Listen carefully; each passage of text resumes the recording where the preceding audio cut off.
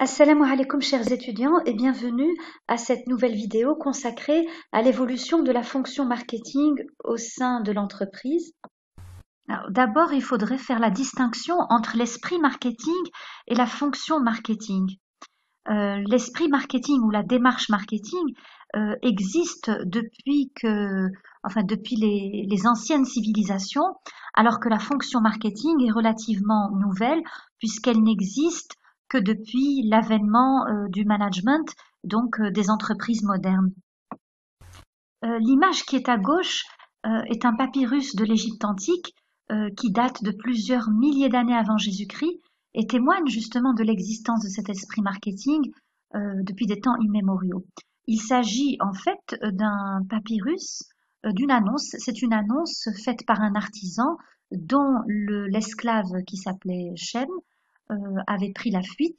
Et c'est une annonce qui dit en fait au public que quiconque retrouve Shem va être récompensé. Mais ce qui attire l'attention et ce qui témoigne justement de cet esprit marketing, c'est le fait que l'artisan va mettre l'adresse à laquelle il faudra remettre l'esclave échappé. Et dans cette adresse, en fait, il dit c'est là où vous avez les plus jolis tissus, etc. Donc en fait, il met déjà en évidence la qualité de ses produits et la valeur qu'elle peut procurer aux acheteurs. Les toutes premières entreprises datent du début du XXe siècle, donc c'est le lendemain de la révolution industrielle. La machine a remplacé le savoir-faire des hommes et on est désormais capable de produire en très grande quantité des productions en série et on assiste à une véritable frénésie dans la production. Les entrepreneurs s'emballent et veulent produire au maximum. C'est l'optique production. Dans cette optique, donc, le management est concentré sur les quantités produites et donc la productivité. On peut dire qu'en fait, la fonction marketing est quasi absente à ce moment-là. Alors, on est dans l'ère du management classique et là, je vous cite Frédéric Taylor qui a dit dans son célèbre livre intitulé Les principes du management scientifique écrit en 1911, il a dit le principal objectif du management est d'apporter un maximum de revenus à l'employeur couplé avec un maximum de revenus pour chaque employé. Cette phrase, en fait, elle illustre bien l'esprit des entrepreneurs de l'époque, c'est-à-dire des objectifs managériaux centrés essentiellement sur la production de la richesse, du profit, et on voit donc que le client est complètement absent. Il n'est même pas cité dans sa phrase. L'employé est considéré aussi, il est déshumanisé, il est considéré comme avide d'argent, et donc tout est concentré sur la productivité. Alors, dans la continuité de la période classique, les technologies se sont développées, c'est l'âge d'or du génie industriel et du développement technologique. On s'emballe non pas sur les quantités produites, mais beaucoup plus sur le produit. Et donc, c'est l'optique produit ou le marketing 1.0. Donc, les ingénieurs s'attellent à fabriquer des produits plus sophistiqués les uns que les autres en utilisant de nouvelles technologies, celles qui se développent. L'entreprise est un lieu où doit se manifester le savoir-faire et le génie des ingénieurs. Et l'image que vous avez à droite, c'est une image tirée d'une scène du film de Charlie Chaplin des temps modernes. Et cette scène, qui est assez amusante, illustre bien cette idée puisqu'on y voit Charlot contraint à tester l'eating machine, donc la machine à faire manger. Et on voit bien dans le film, dans la scène, on voit bien que la machine en fait ne sert strictement à rien. Il peut très bien se contenter d'utiliser ses mains. Au contraire, elle l'inconforte beaucoup. Et cette scène illustre bien l'absurdité de cette logique qui veut que donc l'entreprise soit beaucoup plus un lieu de manifestation du génie de ses employés et en particulier de ses ingénieurs plutôt que donc le produit est beaucoup plus le reflet de ce génie plutôt que le reflet d'un réel besoin manifesté par le consommateur. J'ai trouvé une phrase de Henry Ford pour illustrer un petit peu cette optique produit, Henry Ford qui a dit chaque client peut avoir sa voiture peinte dans n'importe quelle couleur du moment qu'elle est noire. Bien sûr, c'est un peu ironique, En fait, ce que Henry Ford dit implicitement, c'est qu'il se moque plus ou moins des désirs du consommateur et ce qui l'intéresse, c'est beaucoup plus ses propres besoins à lui, c'est-à-dire un besoin de standardiser la production. Alors, l'optique suivante, c'est l'optique vente ou inside out, c'est-à-dire en fait une optique qui va de l'entreprise vers le marché. En fait, on sait maintenant produire, on sait produire en grande quantité, mais la crise de 29 a fait comprendre aux entreprises qu'il fallait aussi savoir écouler toute cette marchandise et donc l'accent sera mis sur le volume des ventes, les parts de marché et on est bien sûr dans une logique de marketing transactionnel, c'est-à-dire qui repose davantage sur la transaction. Et donc, on va pousser le produit vers le client en essayant de produire au maximum et d'écouler au maximum à travers des stratégies, des économies d'échelle et des stratégies de domination par les coûts. Donc, c'est la part de marché, les volumes de vente qui sont les objectifs essentiels dans cette optique. Nous arrivons à l'optique marketing relationnel ou marketing 2.0. Donc ici, ce marketing-là, cette orientation-là, elle marque une rupture avec les orientations précédentes, puisque le consommateur n'est plus considéré comme dans la vision économique classique, un agent rationnel, un homo economicus qu'il faut absolument appâter par des prix bas, mais beaucoup plus, le consommateur sera beaucoup plus considéré comme un individu complexe avec des besoins qui ne sont pas toujours exprimés et qu'il faut aller étudier pour attirer ce consommateur. Donc on est dans la stratégie pull, donc attirer le consommateur, à l'inverse de la stratégie précédente qui est une stratégie push. On va essayer de lui vendre des produits complémentaires à ce qu'il est venu chercher. C'est le cross-selling. Ce n'est pas la part de marché qui prévaut ici, mais plutôt la part du portefeuille, donc le share of wallet.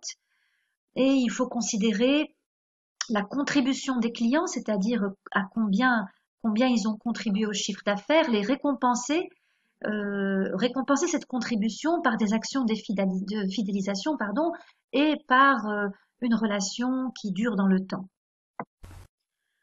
Avec l'optique marketing sociétal, les entreprises se sont rendues compte elles s'étaient trop focalisées sur les besoins des consommateurs, sur leurs caprices, au détriment de tout le reste.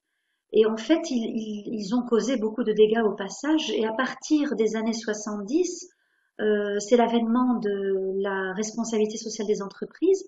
Et donc ici, l'objectif, ça va être de tenir compte, bien sûr, des besoins des consommateurs, mais pas seulement.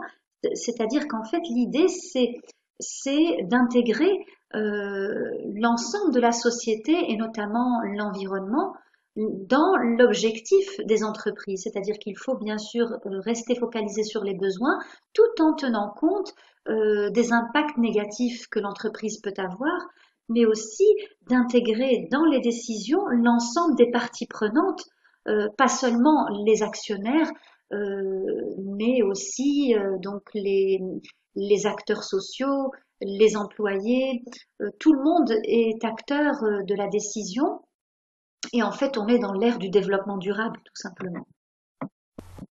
Avec le marketing expérientiel ou marketing 3.0, le marketing en fait n'est plus conçu comme un acte de consommation isolé, mais comme un ensemble d'expériences et de sensations qui accompagnent cet acte de consommation. Et donc en fait, la démarche marketing sera orientée vers l'étude pas seulement des besoins, mais de l'ensemble des variables qui expliquent le comportement de consommation et notamment les variables psychologiques, la motivation, les émotions, les ressentis, les implications, l'engagement. C'est à ce moment-là qu'on va réellement faire attention à toutes ces variables-là et les intégrer dans la démarche marketing. Il y a un article très célèbre de Holbrook et Hirschman qui date de 1982 et qui marque bien la rupture du paradigme marketing vers un marketing axé sur les besoins et l'acte de consommation, plutôt d'un marketing axé sur l'acte de consommation vers un marketing axé sur l'expérience de consommation. Arrive enfin donc le marketing digital ou marketing 4.0. Donc en fait avec le marketing digital, il faut bien comprendre que la démarche marketing est toujours centrée sur l'individu, sa consommation et ses expériences, sauf que du fait d'Internet et de tout ce que Internet peut offrir, les expériences de consommation sont partagées via les réseaux sociaux et le consommateur participe aussi à la conception des produits à travers la co-création, mais surtout c'est vraiment le partage de l'expérience par le web of mouth, par les stratégies de buzz marketing. Les consommateurs se regroupent autour de communautés virtuelles pour échanger leurs expériences par rapport à une marque ou par rapport à un produit. Et donc là, c'est vraiment une véritable révolution dans l'expérience de consommation et dans le comportement de consommation. La dernière démarche que j'aimerais orientation que j'aimerais évoquer dans cette vidéo, c'est ce qu'on a, enfin je n'ai pas trouvé le terme exact en français, mais c'est le trust-based marketing, qui est en fait une orientation basée sur la confiance. Et ça, bon, ce n'est pas nouveau, mais ça a toujours accompagné plus ou moins depuis l'avènement de la fonction marketing. Il y a toujours eu, bien sûr, cette notion de confiance depuis le marketing relationnel. La notion de confiance est très importante, mais depuis, on va dire, la fin de la première décennie des années 2000, les crises successives que le monde a vécues, les gens sont devenus de plus en plus sceptiques. Il y a une perte de confiance. Il y a des crises répétées, des crises économiques, mais on l'a vu aussi même avec le Covid-19, donc des pandémies. Et cet environnement est un environnement qui est porteur d'incertitude. Et donc, le consommateur est de plus en plus demandeur de rassurance, de confiance, de transparence de la part des entreprises, d'authenticité. Et donc, l'entreprise doit mettre en confiance le consommateur et pour ça, elle va élaborer des stratégies qui sont bien sûr établies sur la confiance.